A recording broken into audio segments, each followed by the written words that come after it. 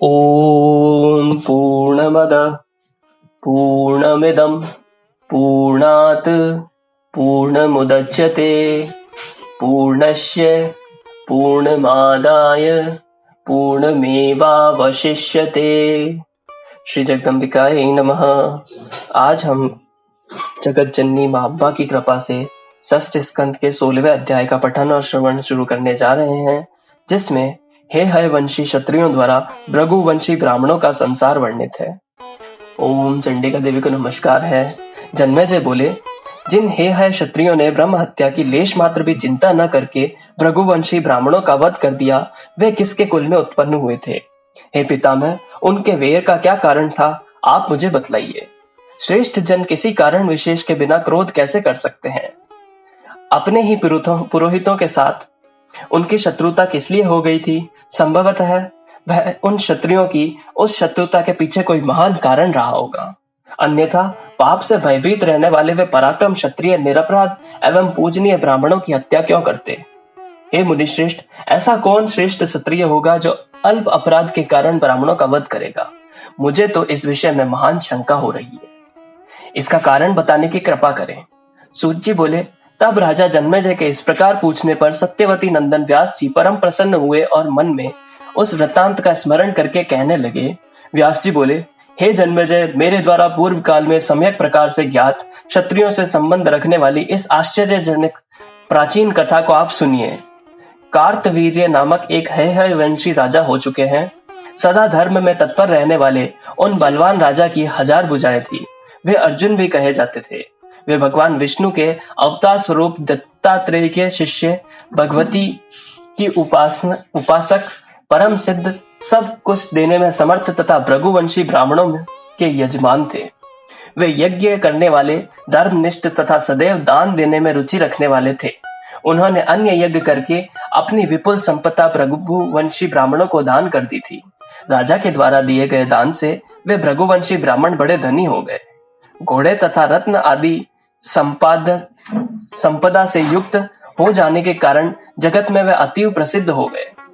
हे राजन, नृपश्रेष्ठ कार्तवीर्यार्जुन के दीर्घ काल तक राज्य करने के पश्चात उनके स्वर्ग चले जाने पर हे वंशी क्षत्रिय धनहीन हो गए।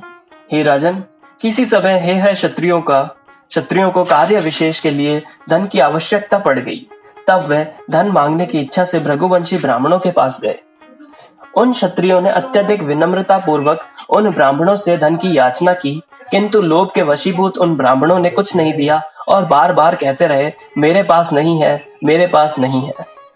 हे वंशी क्षत्रियों से भयभीत होकर कुछ भृगुवंशी ब्राह्मणों ने अपने प्रचुर संपत्ति जमीन में गाड़ दी और कुछ ने अन्य ब्राह्मणों को दी। भयाक्रांत तथा लोभ के वशीभूत वे सभी भृगुवंशी ब्राह्मण अपना अपना धन स्थानांतरित करके अपने आश्रम छोड़कर अन्यत्र चले गए। अपने यजमानों को दुखी देखकर भी लोभ से विमोहित ब्राह्मणों ने उन्हें कुछ नहीं दिया। उन सभी ने भागकर पर्वत की गुफाओं का आश्रय ग्रहण किया। हे तात, तत्पश्चात कष्ट झेल रहे अनेक हे क्षत्रिय प्रमुख विशेष कार्यवश द्रव्य प्राप्ति के लिए भृगुवंशी ब्राह्मणों के आश्रमों में पहुंचे। अपने अपने आश्रम को सुनसान छोड़कर भृगुवंशी ब्राह्मणों को बाहर गया हुआ देखकर वे हे क्षत्रिय धन के लिए वहां की जमीन खोदने लगे। तत्पश्चात किसी ब्राह्मण के घर में जमीन खोद रहे किसी क्षत्रिय ने कुछ पाया। अब परिश्रम के कारण क्षीणकाय सभी क्षत्रियों ने उस धन को देख लिया।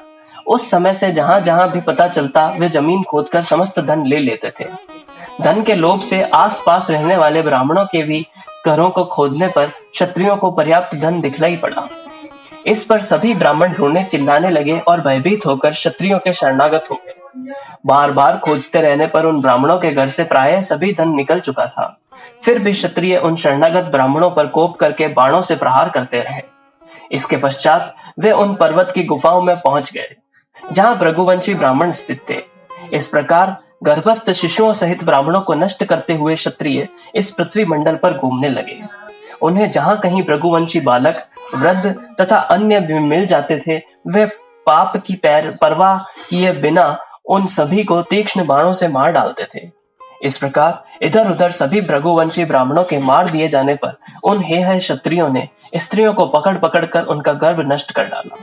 पाप कृत्य पर तुले हुए क्षत्रियों के द्वारा जिन स्त्रियों के गर्भ नष्ट कर दिए जाते थे, वे बेचारी अत्यंत दुखित होकर कुर्री पक्षी की भांति विलाप करने लगती थी।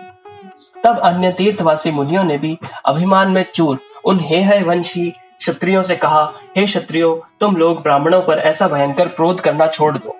हे क्षत्रियों, तुम लोगों ने तो अत्यंत निंदनीय तथा अनुचित कार्य आरंभ कर दिया है, जो कि तुम लोग भृगुवंशी ब्राह्मणों की पत्नियों का गर्भोच्छेद कर रहे हो। अत्यंत उग्र पाप अथवा पुण्य का फल इसी लोक में प्राप्त हो जाता है। इसलिए कल्याण की इच्छा रखने वाले प्राणी को गर्हित कर्म का परित्याग करना चाहिए। तत्पश्चात क्रोध में भरे हुए उन है क्षत्रियों ने उन परम दयालु मुनियों से कहा, आप सभी लोग साधु हैं, अतः पाप कर्मों का रहस्य नहीं जानते। छल छद्म को जानने वाले इन ब्राह्मणों ने कपट करके हमारे महात्मा पूर्वजों का सारा धन उसी प्रकार छीन लिया था, जैसे कोई लुटेरे किसी पथिक का धन छीन लेता है। ये सभी ठग, दंभी तथा बक वृत्ति वाले पाखंडी हैं। आवश्यक कार्य पड़ने पर हमें विनम्रता पूर्वक इनसे धन की याचना की थी, किंतु इन्होंने नहीं दिया। यहाँ तक कि चतुर्थांश वृद्धि पर भी धन मांगने पर हम याचकों को अत्यंत दुखित देखकर इन निष्ठुर ब्राह्मणों ने हमारे पास नहीं है ऐसा कहा। महाराज कार्तवीर्य से धन प्राप्त करके इन्होंने किस प्रयोजन से धन की रक्षा की? इन्होंने न तो यज्ञ किए और न तो याचकों की प्रचुर दान दिया। ब्राह्मणों को कभी भी धन का संग्रह नहीं करना चाहिए। यज्ञ करने, दान देने तथा सुखोपभोग में यथेच्छ धन का उपयोग करना चाहिए। हे विप्रो, पास में धन रहने पर चोर, राजा, अग्नि तथा दूरतों से महान भय कहा गया है। जिस किसी भी उपाय से अपनी ही रक्षा करने वाले को धन छोड़ देता है अथवा वह व्यक्ति धन छोड़कर स्वयं मर जाता है और दुर्गति को प्राप्त होता है। हम सबने बड़ी विनम्रता के साथ इन लोगों से चतुर्थांश वृद्धि पर धन मांगा था, फिर भी लोभ के कारण संशय में पड़े हुए पुरोहितों ने हमें धन नहीं दिया। दान, भोग तथा नाश, धन की इस प्रकार की गति होती है। पुण्यशाली प्राणियों के धन की गति तथा भोग है और दुष्ट आत्मा वाले प्राणियों के धन की गति नाश है। जो कृपण व्यक्ति न दान करता है और न धन का उपभोग करता है, अपितु केवल धन के संग्रह में लगा रहता है, वह वंचक प्राणी राजा के द्वारा सर्वथा दंडनीय है और दुख का भागी होता है। इसलिए इन वंचक गुरुओं ने तथा अधम ब्राह्मणों को मारने के लिए हम सभी उद्यत हुए हैं। आप महात्माजन इसके लिए हम पर कोप न करें। व्यास जी बोले, इस प्रकार सहेतुक वचन कहकर उन मुनियों को पूर्ण आश्वस्त करने के बाद वह पुनः भृगु कुल की स्त्रियों को खोजते हुए भ्रमण करने लगे। भयार्थ तथा अत्यंत कृश शरीर वाली भृगुवंशीय पत्नियां हिमवान पर्वत पर रोती तथा कांपती हुई पहुंची। इस प्रकार धन लोलुप तथा पाप कर्मों में अभिभूत हेहयों ने उन ब्राह्मणों को बहुत पीड़ित किया तथा उनका संहार किया। लोभ मनुष्यों के देह में रहने वाले सबसे बड़ा शत्रु है। यह समस्त दुखों का आगार है, दुखदायी तथा प्राणों का नाश करने वाला कहा गया है। यह लोभ संपूर्ण पापों की जड़ तथा सभी दुखों का कारण है। लोभ से युक्त प्राणी सदा तीनों वर्णों के लोगों से विरोध करने रखने वाले होता है। लोभ के वशीभूत प्राणी अपने सदाचार तथा कुल धर्म का भी परित्याग कर देते हैं। वे अपने माता, पिता, भाई, बांधव, गुरु, मित्र, पत्नी, पुत्र तथा बहन तक का वध कर देते हैं।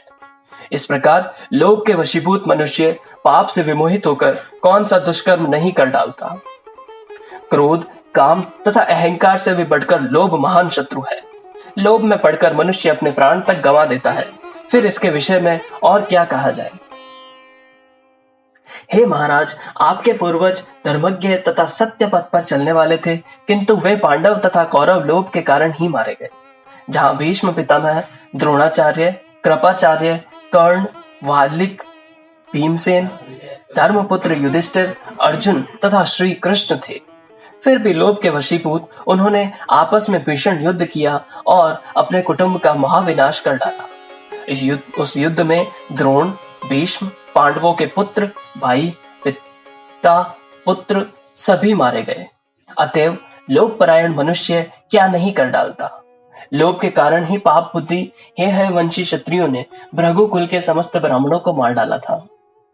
इस प्रकार 18,000 श्लोकों वाले श्रीमद् देवी भागवत महापुराण संहिता के अंतर्गत षष्ठ स्कंद का हेहयों द्वारा धन हरण के साथ भृगु वंशियों के वध का वर्णन नामक 16वां अध्याय ओम तत्सत।